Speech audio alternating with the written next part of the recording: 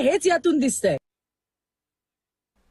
बातमी कोल्हापुरातून काँग्रेसच्या गोटातून कोल्हापुरात काँग्रेसचा जाहीरनामा प्रसिद्ध झालेला आहे। काँग्रेसकडून जाहीरनामा हा अंबाबाई चरणी अर्पण केला गेला। शाहू महाराज सतेज पाटील यांच्या हस्ते प्रकाशन झाले।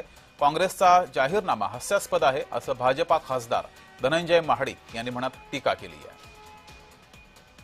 छत्रपती ताराराणींची 350वी जन्म शताब्दी आपण साजरी करतोय।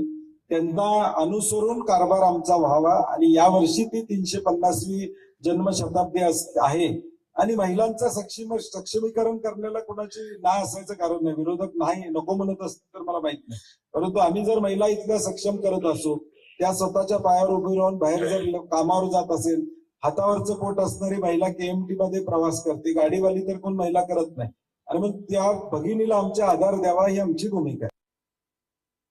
कोल्हापूरमध्ये गेल्या 1 वर्षामध्ये ज्या गोष्टी त्यांनी थांबवल्या त्या सगळ्या आम्ही आता पूर्ण करायला सुरू केलेल्या आहेत। 2च उदाहरणं मी आपल्याला चांगली देईन की बास्केट ब्रिज हा 2017 साली मी पूर्ण केला होता। त्याच्या बाबतीत सुद्धा त्यांनी टिंगल टवाळी केलेली होती। त्यांनी सांगितलं होतं कुठं हा बास्केट ब्रिज, हवेतला ब्रिज आहे, अशा बास्केट ब्रिजची कल्पनाच नाही आहे, परंतु तो मंजूर होता, तो रद्द करण्याचं पाप यांनी केलेलं होतं। शहरांतर्गत रस्त्यांसाठी राजेश क्षीरसागर साहेबांनी जवळजवळ 100 करोड रुपये आणलेले आहेत। काय झालं जर तुम्ही विचारला तर लिस्ट एंडलेस आहे, अनेक कामं झालेले आहेत।